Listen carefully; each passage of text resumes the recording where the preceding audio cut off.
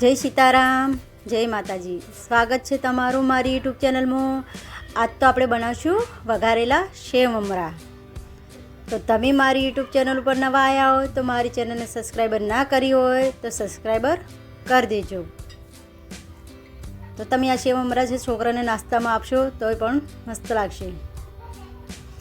તે માટે આપણે મમરા લઈ લઈશું. મમરાને છે ને આપણે ચાળીને લઈ લેવાના છે. ચાળીને લેશું તો એમાં વધારે કચરો હોય તે અંદરથી નીકળી જશે. હવે આપણે એક કુંડિયું લઈ લઈશું. કુંડિયાને આપણે ગરમ કરવા મૂકી દઉં. તેમાં આપણે જે મમરા લીધા હતા તે બધા અંદર એડ કરી દઈશું અને મમરાને આપણે સારી રીતે શેકી લેવાના છે. તો મમરા આપણે જે હવાયેલા હોય તે સારી રીતે શેકાઈને કડક થઈ જશે. આપણે ચમચાની મદદથી મમરાને આવી રીતે હલાતા રહીશું અને ગેસને આપણે મીડિયમ સાઈડ રાખીને હલાવી જવાનું, એટલે આપણે મમરા નીચે દાજે નહીં તે માટે આવી રીતે હલાતું જ રહેવાનું છે. આપણે એમાં થોડું મીઠું નાખશું. મીઠું નાખવાથી આપણા મમરા સરસ કડક થાય છે. તો આપણા મમરા સરસ શેકાઈને તૈયાર થઈ જાય તેને આપણે એક વાસણમાં કાઢી લઈશું. હવે આપણે કુંડિયામાં 2 ચમચા જેટલું તેલ એડ કરીશું. તેલને આપણે ગરમ થવા દઈશું. આપણે તેલને વધારે ગરમ થવા દેવાનું નથી.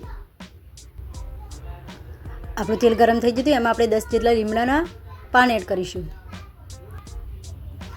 અડધી ચમચી હિંગ એડ કરીશું. હિંગ એડ કરવાથી આપણા મમરાનો ટેસ્ટ સારો આવે છે.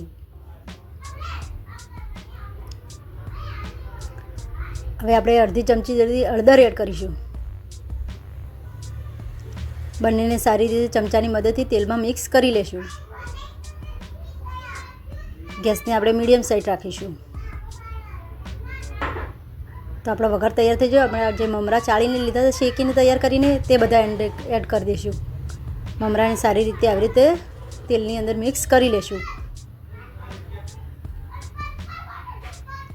આપણે આવી રીતે સારી રીતે હલાવી લઈશું તો આપણે હળદરને જે છે તે સારી રીતે મમરાની અંદર મિક્સ થઈ જશે.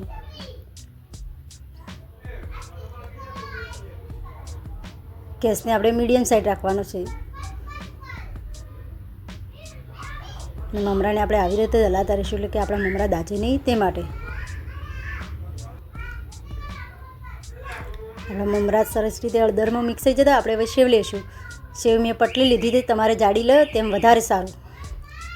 આપણે જાડી પાતળી સેવ લીધી છે તે માટે છે ને આપણે ગેસને મીડિયમ સાઈડ રાખીશું કે આપણી સેવ દાજી ના જાય તે માટે, અને આવી રીતે હલાતા રહીશું.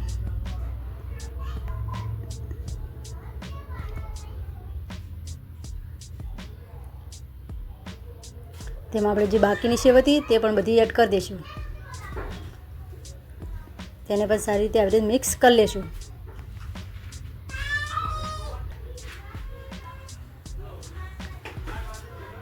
તો આપણે મમરાની અંદર સેવ સારી રીતે મિક્સ થઈ જાય. એમાં મીઠું નાખીશું. મીઠું આપણે આગળ નાખ્યું એટલે આપણે થોડું ઓછું નાખવાનું છે. થોડું સંચન પાવડર નાખીશું. મીઠું તમારે સ્વાદ પ્રમાણે તમે નાખી શકો છો. અડધી ચમચી આપણે આમચૂર પાવડર નાખીશું. 1 ચમચી જેટલી દળેલી ખાંડ એડ કરીશું. 1 ચમચી કાશ્મીરી મરચું એડ કરીશું લાલ.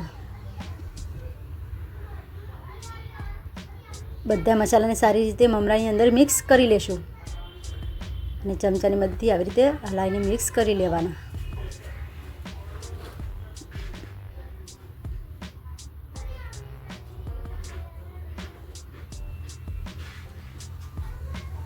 તો તમે મારી યુટ્યુબ ચેનલ પર નવા આવ્યા હોય તો મારી ચેનલને સબસ્ક્રાઈબર ના કરી હોય તો સબસ્ક્રાઈબર કરી દેજો. તો તમારા માટે છે ને અમે નવી નવી રેસીપી લઈને આવતા રહીશું. જય સીતારામ.